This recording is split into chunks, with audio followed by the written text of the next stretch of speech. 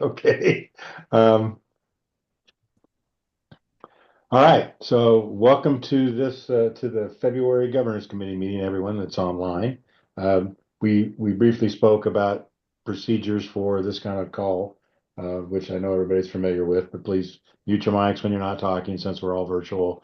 Ask to be recognized and state your name, and we'll use our Zoom ninja skills today. So thank you, everyone.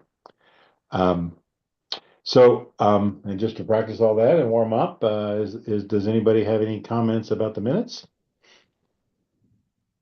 or a motion? I'd move to approve them. This is Regent Rolfe. Thank you, Regent Rolfe. I would second. Thank you, Regent Mendoza. So any discussion? Are hearing none, all in favor of the minutes, indicate by aye, please. Aye. Aye. Any opposed? Okay, the meetings pass, the minutes pass. And then we have before us here, and then we'll take it also to the whole board for approval. The plan year 2025 and 26 healthcare and prescription insurance. So I understand that Jeff DeWitt will be available to talk to us about that. I don't necessarily see his. I'm here. Okay, now I see you.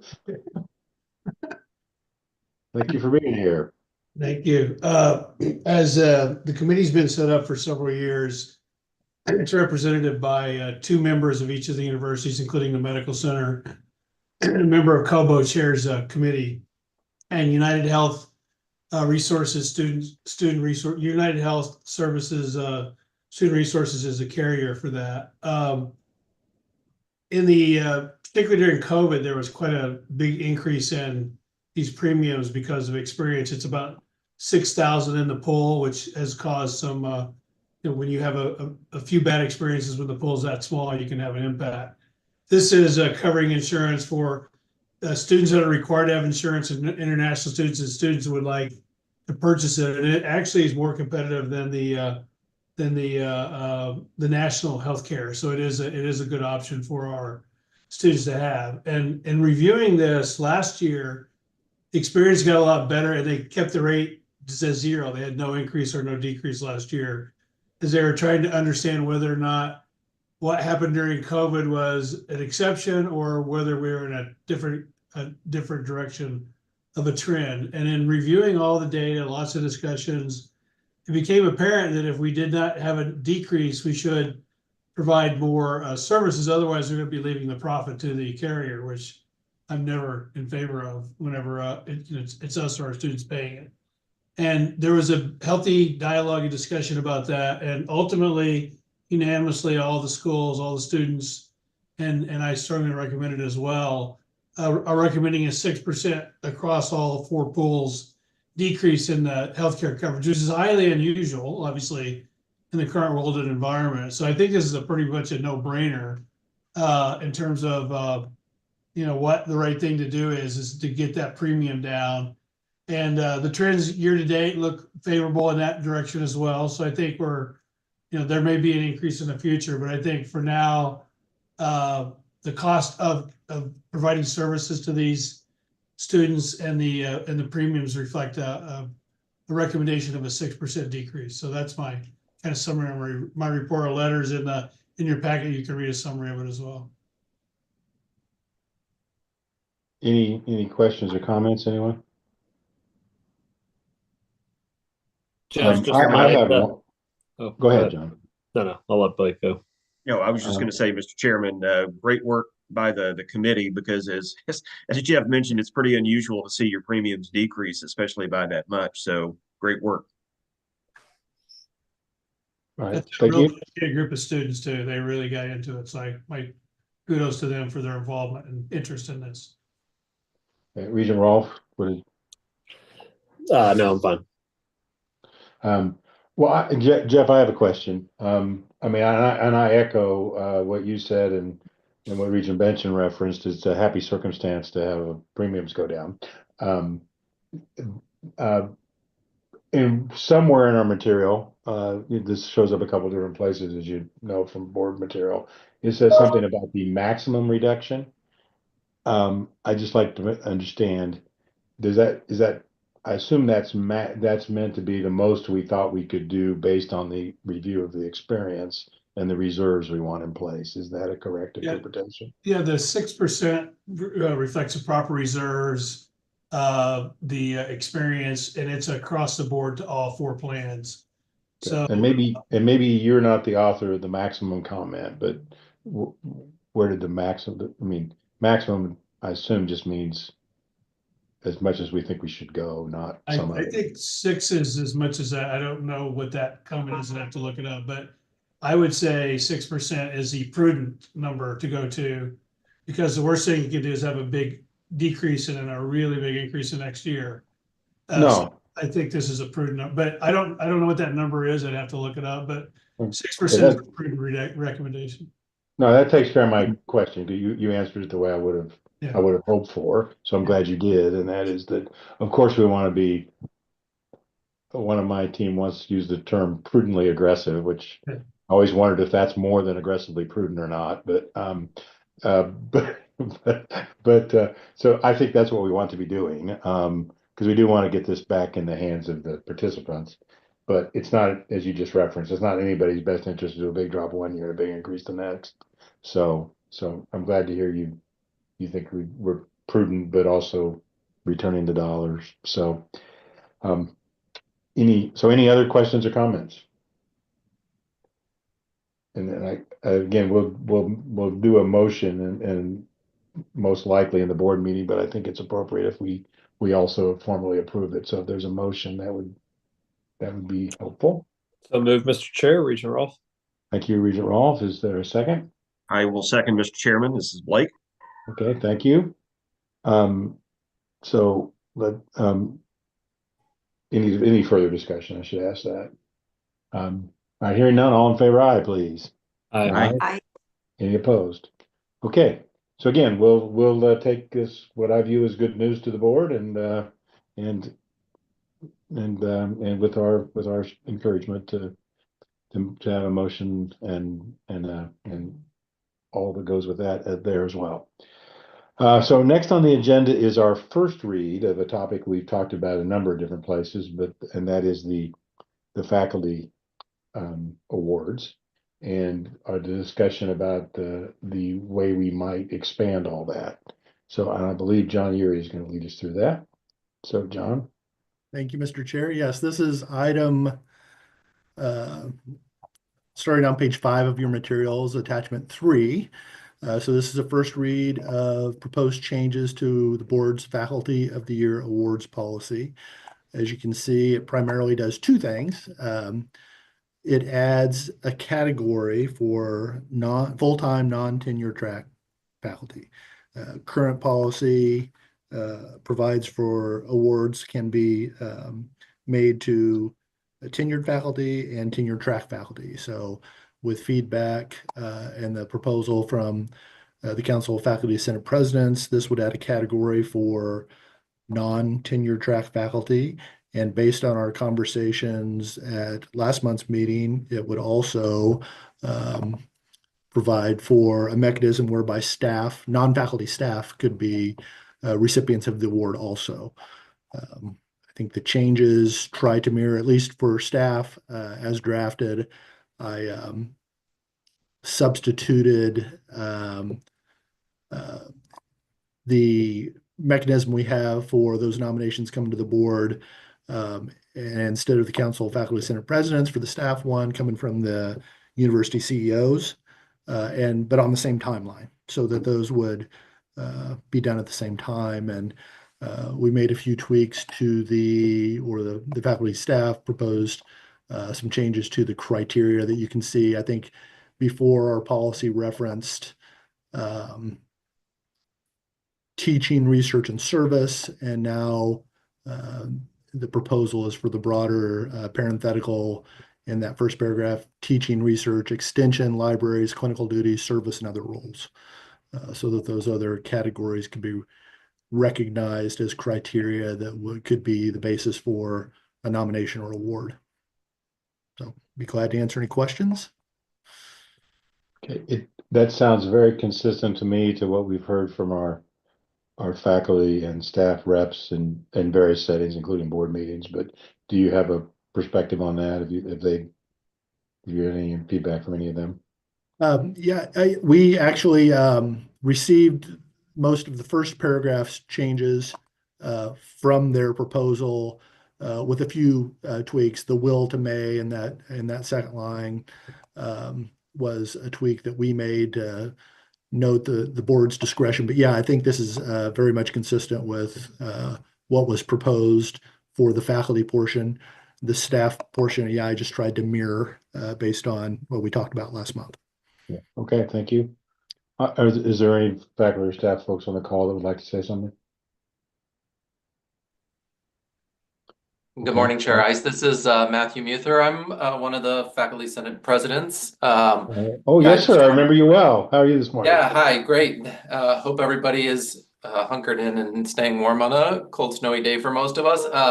So I just wanted to, just say that Council of Faculty Senate Presidents fully endorses these changes. Our senates are all composed of both tenure track and non-tenure track faculty.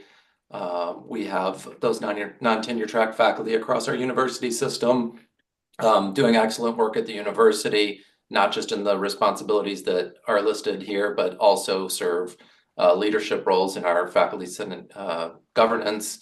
And we think this would be a strong set of changes. I do want to also emphasize that there's a slight revision to the timeline of awarding the awards here. That was intended to try to get the faculty recognized inside of an academic year before there might be movement of faculty and their positions, just so those could be more consistent and not wait till the following academic year. And on the staff side, this did not come from faculty senate presidents, but we've talked to our counterparts at our universities and staff senates, and we fully support recognizing the excellent work of our staff at the university. So thank you for your time. I'm happy to take other questions if there are any. Well, first of all, thanks for getting on and giving us that feedback and for being on the faculty senate. And I would add in response to what you said as well, when I commented about staff, I mean, we did on campus visits here from some of the places that have staff senates that they would like to be recognized. So we do have some feedback from them also. And you commented on the good work. I should have already said something about that. I mean, we think there's lots of great work at all of our institutions. And so more chances to celebrate, in my humble view, is a good thing. So we appreciate the work you did around all of this. So Regents, any questions directly here to or any other comments? No questions, Mr. Chair. I'll be ready to make a motion when the time is appropriate. Yeah, I think we're not looking for a motion today because this is our Okay. first read. Okay, sorry. Although I'm not even sure, maybe even against custom or something, but I'd actually be fine with moving if we think it doesn't break some rule somewhere. But John or Blake Flanders, do we? The reason for first seconds to get the kind of feedback we just got, if truly the faculty have looked at this and the different stakeholder groups that would want to review it have given the endorsement, I don't know that we need to wait, but the question I guess I'd have is there their stakeholder group that we would want to solicit input from on it or give a month to give us feedback. I for one feel really comfortable that we've received comprehensive feedback. I'd ask General Counsel Yuri if he believes the same. I do. I don't know that we sent it out necessarily to campuses very broadly, but we have heard no concerns about it to date. So we certainly could do a second read and move it to the board next month if you wanted to, and that would allow time. Well, I guess I just assume not vary from our practice. Even though I agree, we've gotten lots of feedback. This is a change to something we put in place that was asked for by the people administering it. it sounds like it wouldn't be a problem if we approve it next month. Could I add a piece of information on this? I can Please, tell you that please. many of the faculty senates have already decided to solicit nominations for an excellent NTT faculty this year. WSU is doing so, Pitt State, KU. The idea is that even if this wasn't adopted this year at KPOR, we're going to recognize those internally for this cycle. So there's very strong support for the faculty senates to have this in place to recognize these NTT faculty. Just wanted to add that we are in full support of this and moving ahead to recognize this faculty. Okay. Well, I think that's perfect, and I think you have every right to read what you think our responses are going to be based on what you've heard. That's part of why we're in open meetings. That sounds like, that being the case, we'll be sure to be ready, so the delay doesn't sound like it hurts us. And I just as soon leave to make sure that there isn't feedback that we need to get just in case. So let's go ahead and do this next month with our second read. But anybody that's listening can certainly say that they heard everybody be pretty encouraging. Okay. All right. I think that the conversation would suggest there are no more comments. So we'll move to the next item, which you all recall that we receive periodic updates from all of our campus about their safety and security programs. We do that regularly because, of course, safety and security are of the utmost importance on our campuses. One could argue it may be the most important thing we do. So we do these periodically, so we're directly involved and we have a chance to get a good review and a good discussion about what's going on.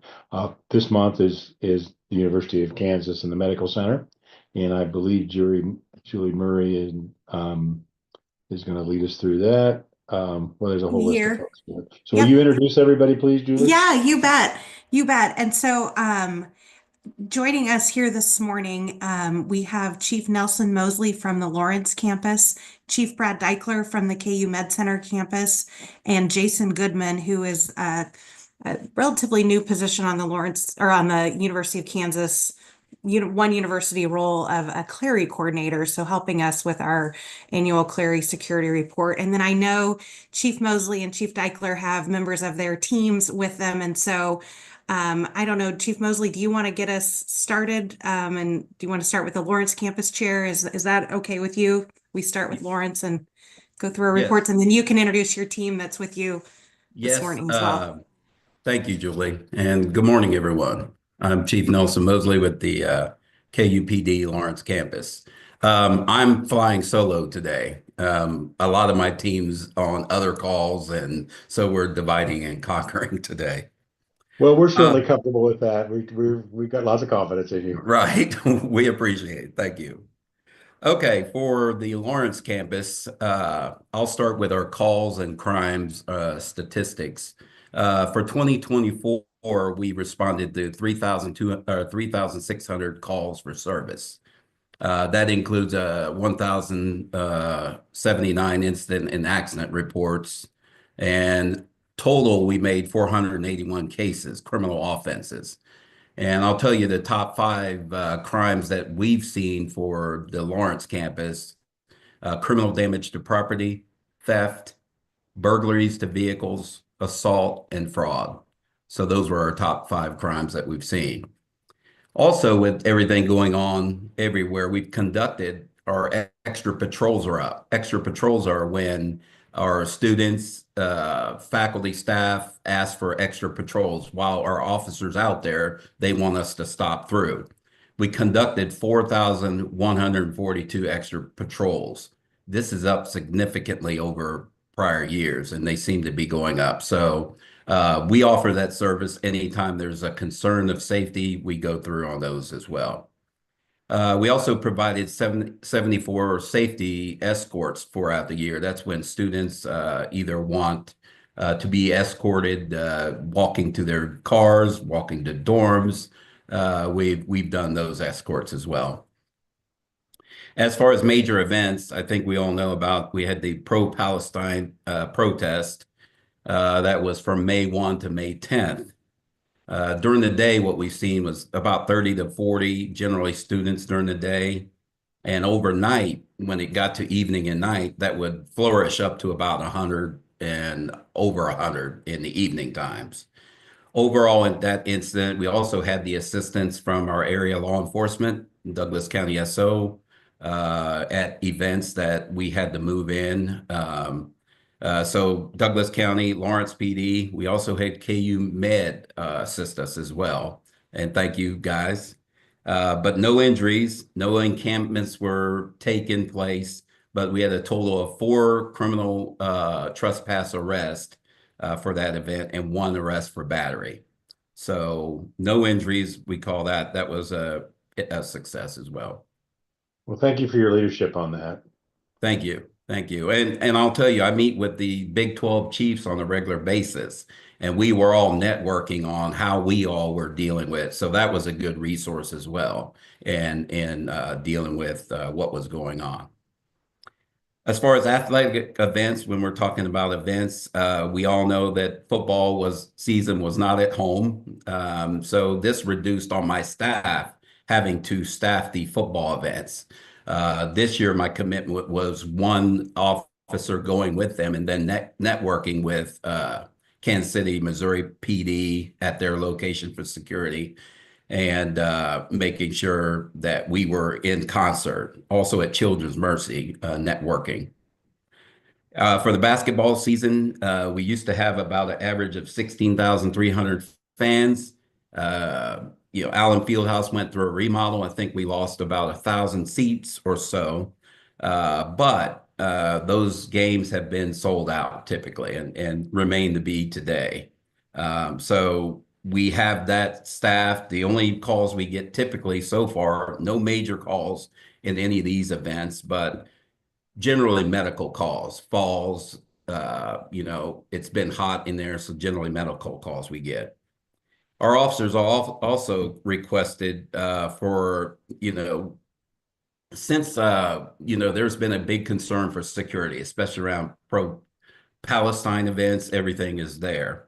We've been asked to work extra as well. So our off-duty request for our officers has been the highest I've ever seen it, which entail, you know, when you're not fully staffed, right now we're carrying 6 open police officer positions, 2 security, and 1 dispatcher. It puts a little extra, but our officers are willing to make extra money and go and work those events. So we've been able to staff all of those events as of current. Just a few projects I wanted to share with you as far as, you know, how we are proactive on the university. We had a big problem with bikes and e-scooter thefts. So what we did was put together a project on that. I mean, there were a lot of things. We spent a lot of time reviewing camera footages just to identify a suspect. And in these deal, we identified 2 individuals, a male and a female, and ultimately caught them in the act. And so in total, we had 13 cases of these thefts. We reunited some of the scooters back, some not. But these individuals were arrested, and which was a good deal. Our numbers went down significantly after that arrest alone. Building sweeps, for this year, we were getting reports of unauthorized people in our buildings, and it started in late fall to winter. And so we had people in our classrooms and locations. They were utilizing refrigerators, you know, the drawers as for their clothing. So we had our normal patrol going on, and it's hard for these buildings for 1 officer to go in. We can't capture. So we put a project for teams to go in, and it's been successful. Our numbers have gone down on complaints of unauthorized, and we've done these sweeps. It's been pretty good. So thefts, criminal damage cases have all gone down since we started these sweeps.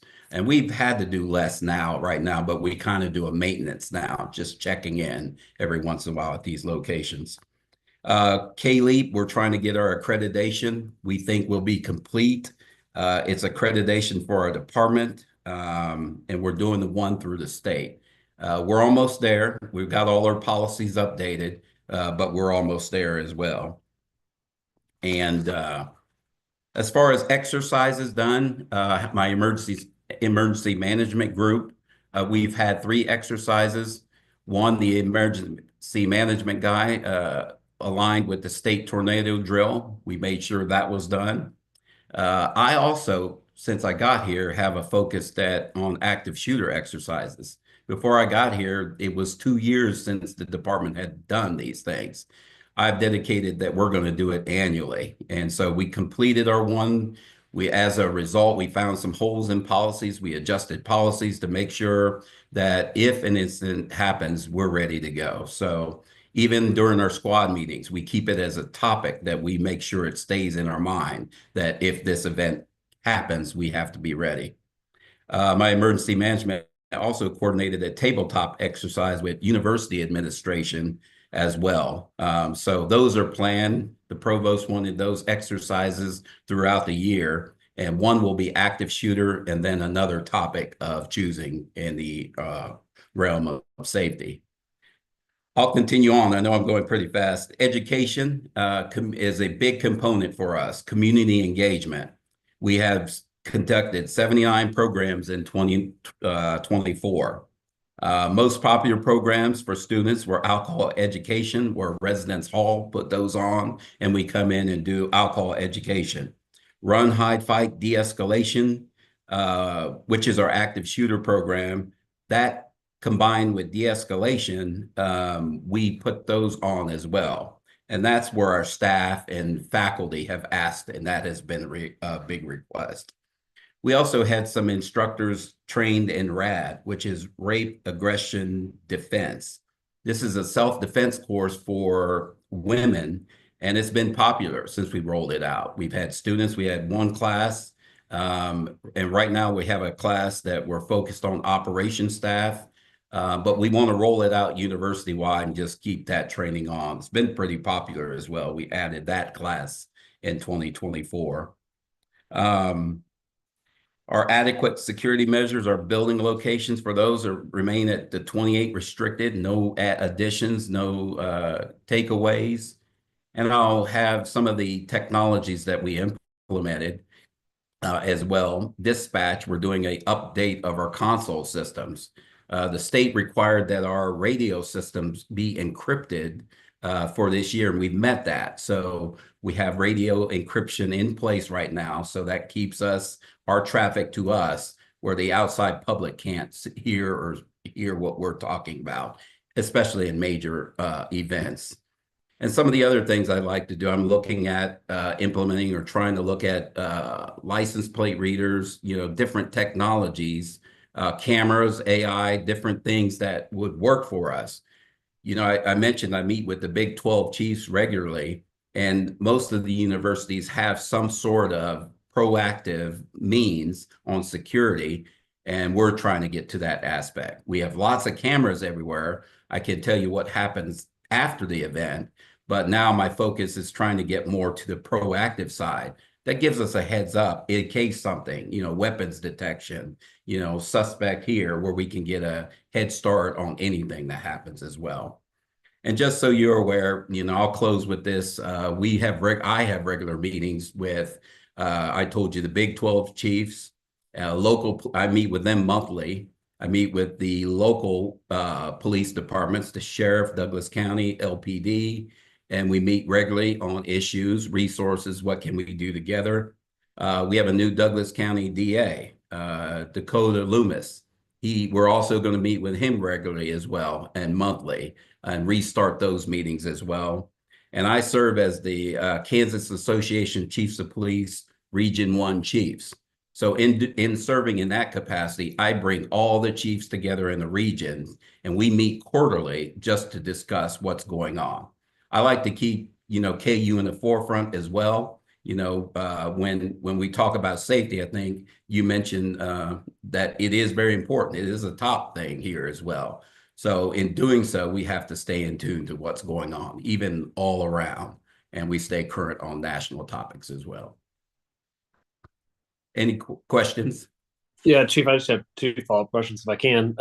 So the couple that was stealing the bikes and stuff, was that a group from inside the campus population or from outside and from the Lawrence community coming on campus? Just out of curiosity. That was one of them was inside, one was outside. You know, we had a female was a student, and the individual guy was male. They would also do these thefts and would go to locations and steal food from restaurants that were to be picked up by delivery. So we added charges there as well outside our jurisdiction. And well, as a restaurateur, I can tell you, I appreciate that. Right. The other, so when you had people utilizing buildings, was that, am I filling the gap right? That would be homeless Lawrence population coming on campus and coming into buildings, or is that an You are on-campus group? You're correct. When I talked about utilizing refrigerator, there was Yeah. waste. It was just destruction of some of our rooms on campus. And so we wanted to get ahead of it, and it's been a big reduction there. So Good there's work. been some changes in the city of Lawrence, how they handle that population. And as such of some of their moves, some of that population started to go elsewhere. And one was the attempt for the University of Kansas. Well, you're doing great work. We appreciate you. Thank you. Well, thank you. I just want to commend Chief Mosley and his team.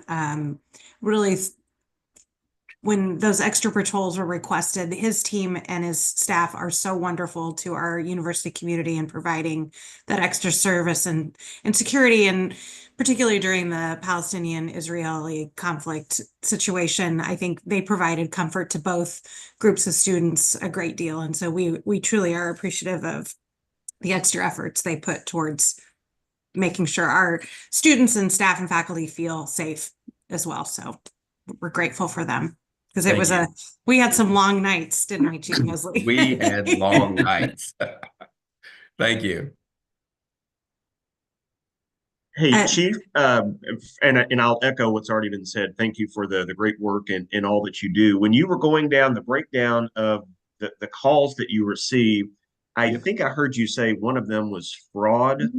Is that cheating on an exam, or what does that look like?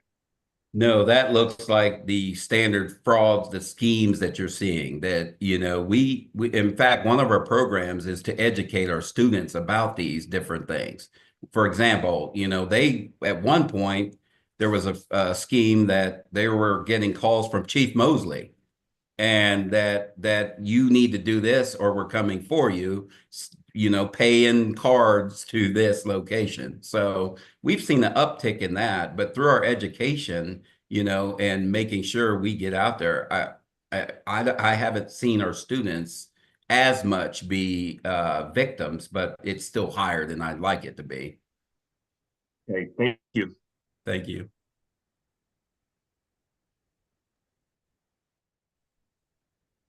All right, we can shift over to the Med Center, and then after the Med Center gives their report, I'd like Jason to just share a few words about how his role has been created and what he's done to help us with our Clery report, if that's okay with you, Chair. It's okay, but I was on mute, so I just want to interject and thank the chief again for the update, but most of all for the vital work. Thank you. Thank you, Chair. And then that transition is quite appropriate, Julie.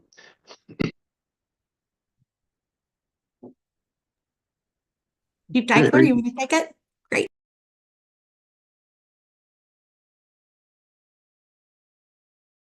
I'm at the medical center, and I've got Captain Jeff Cowdery. We've got Captain Robert Macon and Captain Mike Odelink. I was too scared to come here alone, like Nelson did, so I had to bring a bunch of people.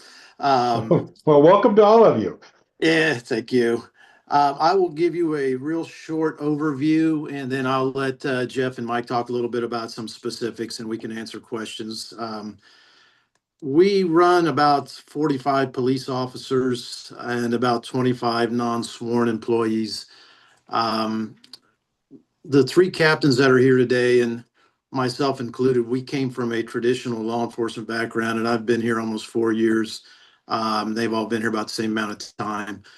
The Med Center campus kind of leans into a very traditional law enforcement, public safety type of approach, because we have a just different different type of calls.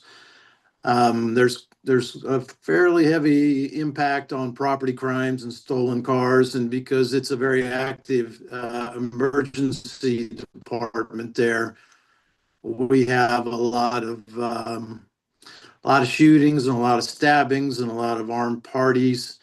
And it's you have to have a pretty agile group of cops, because this is it sits right on the state line, and three of us came over from KCMO, so this is a pretty familiar bailiwick. And I grew up about 2 miles from this campus, so we know this zone pretty well. But it is a campus policing or public safety, but with a traditional kind of bent to it. So we stay pretty busy. We have, and I imagine folks on this call know this, but they may not, but we are university employees. The lion's share of our budget is paid by the hospital. We split calls on both the university and the healthcare system. And as everybody probably knows, a fair chunk of the people going to school down here spend a great deal of their time at the healthcare system. So the crossover makes sense. A couple of highlights, and then I'll let the captains talk a little bit about more specifics. We've spent a lot of time in the last year doing, I think we've done half a dozen tabletops on active shooter, bio risk, bio threat. We did a very large tabletop with about 9 federal agencies on a bio threat that the scenario was the bio threat escaped the campus. So we do a lot of training. We've done 3 tabletops on active shooter in the last 4 months. We are getting to know Jason Goodman much better, so we are trying to upgrade our Clery program. That's been a learning experience for me, because until I got here, I didn't even know what Clery was. I wasn't even sure how to spell it, and I think I spelled it wrong the first 2 years I was here. But Jason is helping us a great deal with the Clery, so I feel like we're getting much better in that area. We've got a lot of room for improvement, but I think we're doing pretty well. We interact a lot with Kansas City, Missouri and Kansas City, Kansas, because we sit right in between them, which means we interact a lot with the Fusion Center. A lot of threats pour into this campus for whatever reason, so we interact a great deal with federal law enforcement. Couple of other items that I think are important. We are working on a new radio system. Motorola upgrade radios are wildly expensive. We're going to be close to $750,000 to make this purchase for the radios that we're getting, and Motorola kind of owns the market. But radios are expensive, but we're in the process of doing that. We have expanded camera coverage quite a bit. We have license plate readers coming in. We continue to expand cameras. This is a little over 4 square miles, and it is covered with cameras, and we're adding more to kind of dampen that idea of trying to steal so many cars. We've brought the auto thefts down tremendously in the last 8-9 months. We've had a serious downturn. So we kind of hope to keep that going. I think the cameras are going to help. One more thing I want to mention. Some of you on the call may know security was employed by the university, which was about 125 employees up until January 1. That entire team has transitioned. They are now employees of the hospital. They have separated as university employees and moved over to the hospital, which was about $9 million in budget, moved across the street. So that was a big change. We still work hand in hand with the security team, but they are now employed by the healthcare system. So I'm going to turn it over real quick to Jeff Cowdery, and then we'll kind of circle back if you have questions. Jeff, you want to go ahead?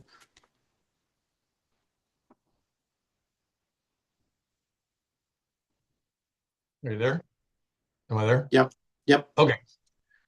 Just to let you know, I'm Jeff Cowdery, currently the captain over Patrol Bureau and investigations. Like the chief said, I came from Kansas City, Missouri Police Department after 32 years, serving most of my time in investigations and a couple of other units as well. But right now, the type of crimes that we're seeing mostly here are simple assault. And when I say that, that's typically, most commonly, it's not like a patient or a visitor coming into the hospital and getting assaulted by anyone. A lot of times it's a patient assaulting a nurse. Last year we had 249 assaults reported, simple assaults. Obviously, criminal property damage is a big thing we deal with. A lot of drugs, and most of our drugs is when an individual comes into the emergency department and we find drugs on them. State of Kansas, marijuana is still illegal. Find a lot of fentanyl, a lot of crystal meth. And then we go ahead and work those cases up, send all our narcotics or presumed narcotics to the KBI. They test it. Once we get the lab results, my detectives, which currently right now are just two, we'll put the affidavits together and submit the case to the Wyandotte County District Attorney.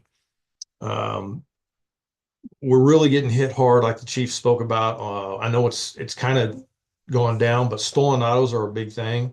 One of my detectives did a lot of work on a case, and we were able to identify a group out of Kansas City, Missouri, they were hitting us almost daily. We worked with Kansas City, Missouri Police Department property crimes, and were able to apprehend several of those individuals. I mean, we're just like everybody else. People steal things. You set it down, you turn around, it's going to be gone. Trespassing, most of our trespassing crimes are homeless individuals who, they find the hospital, they come here, they want to live here. They'll steal from our cafeteria. And depending on what day it is, some days the cafeteria wants to press charges, some days they don't. We kind of leave it up to them. I mean, we're no different from any other inner city police department. As the chief said, we have gunshot victims drive up at our emergency department, push people out of a car, drive off. We do the best we can. We secure the scene and try to determine where the offense occurred and then call that jurisdiction. I work a lot, mostly I work in my team in investigations. We work with the risk management people here at the hospital. They'll get patients that are spun up, oftentimes make threats to, say I'm coming in and I'm going to shoot the place up. It's not uncommon for myself and one of my detectives will go out and meet that individual and try to de-escalate situations, try to get them the help they need, because most of the time they're in crisis, mental issues. We deal a lot with that.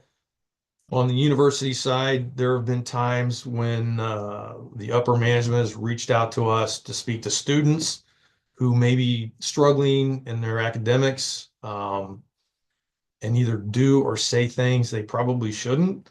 A lot of times we'll go out and interact with those individuals as well and try to get them the help they need. So we're understaffed, but we're here 24/7 and we just do the best we can. So are there any questions for me? Well, I want to say thanks to both of you. I've talked already as we did before. I mean, obviously it always concerns us when we hear understaffed. So we'll want to continue to hear about that as time unfolds. But most of all, thanks for what you do. Thank you.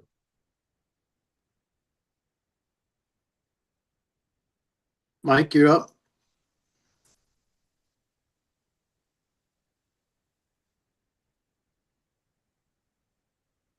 Well, maybe you didn't bring as many people as you thought. I guess not. I'll circle back just briefly on the staffing because I know that is a concern for everybody. We're sitting at 45. We're trying to get to about 4950. We have many applicants. Having come from Kansas City, Missouri, and ran that piece for the PD for a long time, and I'm sure Nelson's running into the same thing. We get a lot of folks that are working overtime to fill in that staffing gap, and a lot of them are young, so they love the overtime. The folks that have been here longer don't want to work it. But what we're running into in law enforcement is two things.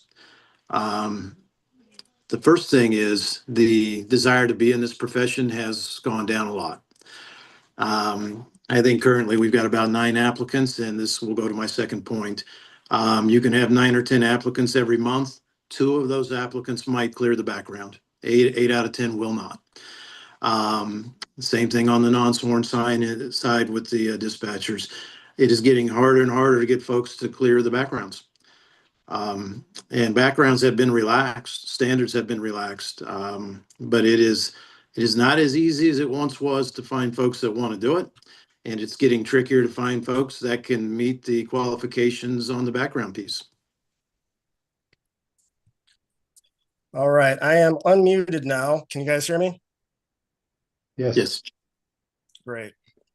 So I was just going to talk a little bit about our training aspect. We've had all of our command staff go through the Clery training, and that was very, very helpful.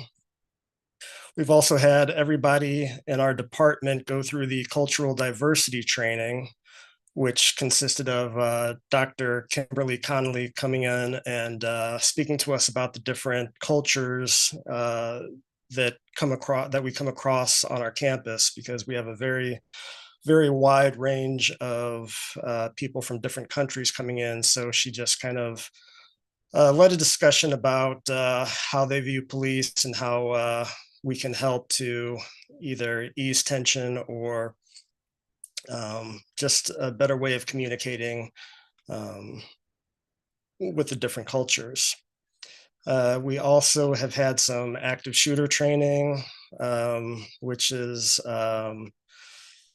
just among the police officers. We've had some live fire type training, which consisted of basically paintballs, and that actually went pretty well. And everybody in our department has been or is getting trained in positional asphyxiation and de-escalation, and about 95% of our department has all been CIT trained. So we're really focusing on de-escalation and CIT training, just so we can kind of make sure that everybody is in sync and doing the right thing. And as far as trainings go, we do also some report writing and defensive tactics, but we really try and focus on our verbal skills. So if anybody has any questions, that's pretty much all I have. Questions, anyone? Comments? Well, thank you. And we're glad to hear. I think I kept up with all the acronyms there. CIT's crisis intervention, right? Yes. So it's good to hear that you're staying abreast of all the current sorts of trainings as well. So thank you. Again, thanks to all of you for what you do. Thank you.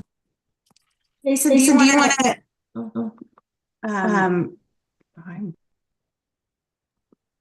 Can you hear me now? I was hearing my own voice there for a second. Yeah, you were omnipresent there for just a moment. Sorry. Oh my gosh, that was awful for myself. I can't imagine how horrible it was for you all. I'd like Jason to share kind of the work he's undertaken. Prior to Jason's role, we handled Clery in a very siloed manner. And so Jason has come in and really got us on the straight and narrow with regards to our Clery compliance, and doing things, I think, the right way and in a coordinated way. And I like to brag on Jason. He won the National Clery Coordinator of the Year award from their national organization just last summer? Jason, you got it. And so we're very proud of the work that he's done. And like I said, he's new to our team. And so I think it's important that he share the tough work that he's done. Old habits are hard to break sometimes. And so so he's really done some good work. So I'd just love to have him give an overview of what he's been doing for us. Thank you, Julie, and good morning, everyone. And thank you for telling everyone about my award. I appreciate it. I'm very humbled by it, but I do this work because I am very passionate about safety. I don't do it for awards or accolades or anything like that. I started in May 2023 at KU. Previously, I worked at a small private school in Missouri, Drury University. I worked there for 21 years in the Safety and Security Department. I've been doing Clery Act work for 12, 13 years. I'm very passionate about it. I believe in it, and I know that it will help campuses stay safe. Since starting, I have engaged with a lot of stakeholders across all campuses. Everyone is passionate about safety. I try to express the why we do what we do, and that's to make sure everyone is safe and informed. Since starting, we have done a very good process of our annual security reports, of separating the reports into sections, providing it to key stakeholders to give their thoughts and feedback to make sure it's accurate and well informed. And then we send those out to the communities October 1st of each year. I have implemented a new timely warning procedure process, identified several stakeholders and their designees, and created an SOP, created an assessment form, and then we hosted a 2-day training for about 80 participants that goes over the Clery Act broadly for the first day, and the second day we did scenarios on emergency notifications, timely warnings, and classification forms. We are planning to host a week-long academy training with partnering with Dolores Stafford and Associates this summer, and that is open to all institutions. And I know several institutions in Kansas have already signed people up to train. I can tell you that the Clery Act is a very daunting, complicated task. And with KU as being a large institution as it is, it takes the entire campus to do. And it's not just me. I'm just trying to guide everyone. Everyone is engaged and wants to help keep the campus safe. And I think we are putting our good faith effort in. And I will take any questions. Congratulations on your award. Thank you. Any questions, committee? Okay, well, thanks for what you do. Thank you all for being here today. Yeah, thanks everyone. So Julie, is that everything you were covering? That is everything. If you have any additional questions for us, I'm happy to answer if I can, or get the answers for you. Well, I asked if it was everything because I didn't want to leave anybody out, but I feel Yeah, like that's everyone. Yep. I feel like you covered everything Good. we typically Yeah. expect, but committee, any other questions for Julie or for the team? All right, well, again, thanks to everybody. That's vitally important, as we've said a couple times. So thank you. Thank So you. that are all the formal matters before the committee. Does anybody else have any other business?